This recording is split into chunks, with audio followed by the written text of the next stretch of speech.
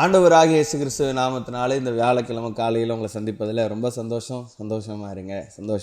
மறுபடியும் உங்களுக்கு சொல்கிறேன், சந்தோஷமாக இருங்க, பயப்படாமல் இருங்க, பயத்தெல்லாம் மாற்றுங்க. 3 வித்தியாசப்பட்ட பயங்கள் என்ன அப்படின்னு சொல்லி 3 நாட்கள் பார்த்தோம். பார்க்கல அப்படின்னு சொன்னீங்கன்னா அந்த டிஸ்கிரிப்ஷன் உங்களுக்கு லிங்க்கில் ஷேர் பண்ணுறோம். கண்டிப்பாக பாருங்கள், ஆண்டவர் உங்களுடைய வாழ்க்கையில் பெரிய காரியங்களை செய்வார். என்ன பயம் வேணும் அப்படின்னு சொல்லி இன்னையிலேருந்து சனிக்கிழமை வரைக்கும் 3 தலைப்புகளை நம்ம பார்க்க போகிறோம்.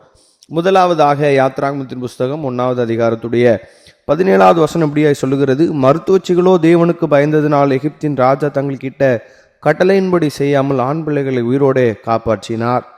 அங்கே நம்ம தொடர்ந்து வாசிக்கும் போது 20வது வசனத்தில் ஆண்டவர் சொல்கிறாரு, இது நிமித்தம் தேவன் மருத்துவச்சிகளுக்கு நன்மை செய்தார், ஜனங்கள் பெருகி மிகவும் பலத்து போனார்கள். 21 ஆண்டவர் சொல்றாரு, மருத்துவச்சிகள் தேவனுக்கு பயந்ததினால் அவர்களுடைய குடும்பங்கள் தலைக்கும்படி செய்தார். இங்கே என்ன நடந்தது எல்லாருக்குமே தெரியும். என்ன அப்படின்னா, மோசையுடைய பிறப்பு.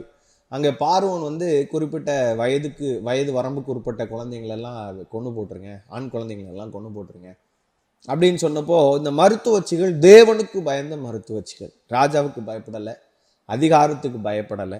பார்த்தீங்களா, நம்ம கேட்ட மாதிரி சத்துருடைய சொற்களுக்கெல்லாம் பயப்படலை, எதிரியுடைய வார்த்தையை கேட்டு பயப்படலை. அவங்களுக்குள்ள இருந்த பயம் தேவ பயம்.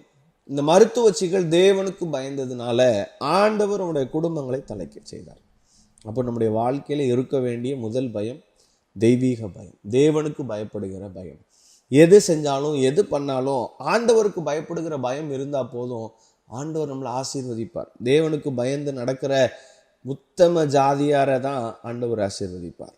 தேவனுக்கு பயந்து நடக்கிற கூட்டத்தார ஆண்டவர் உயர்த்திக்கிட்டே இருப்பார், நீதிமானா மாற்றுவார். இல்லாத ஆசீர்வாதமே இருக்காது. யோபு தேவனுக்கு பயந்த ஒரு மனிதன், ஊர்ச் என்னும் தேசத்துல தேவனுக்கு பயந்து உத்தமனாய் சன்மார்க்கனாய் நடந்த ஒரு மனிதன். அவனுடைய வாழ்க்கை ஆசீர்வாதமான ஒரு வாழ்க்கை. ஒரு பக்கம் பிரச்சனைகள் வந்தாலும் பின்னிலைமை ஆண்டவர் இரட்டத்தனையாய் ஆண்டவர் ஆசீர்வதித்தார்.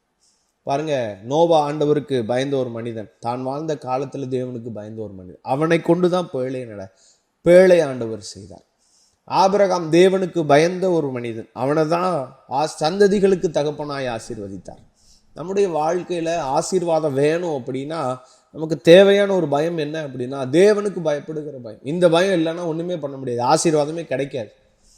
அதாவது நம்ம செய்கிற டெய்லி டே டு டே ஆக்டிவிட்டியில ஆண்டவருக்கு பயப்படணும். இது செஞ்சா ஆண்டவர் பிரியப்படுவாரா, இது செஞ்சா ஆண்டவருக்கு பிரியமா இருக்குமா, ஆண்டவர் நான் செய்யற இந்த காரியத்துல ஆண்டவர் இது பிரியப்படுகிறாரா, இது சரியா, இது தவறா, பைபிள் இப்படிதான் சொல்லுதா, இதன்படி செய்யலாமா அப்படின்னு ஒப்பிட்டு பார்த்து தேவனுக்கு பயந்து நடந்து பாருங்களேன், உங்களுக்கு வருகிற ஆசீர்வாதத்தை எந்த கொம்பனாலும் தடுக்க முடியாது. தேவனுக்கு பயப்படுங்க, ஆண்டவர் தருகிற ஆசீர்வாதத்தை பெற்றுக்கொள்ளுங்க. இந்த நாள் மகிமையா இருக்க போகுது. God bless you.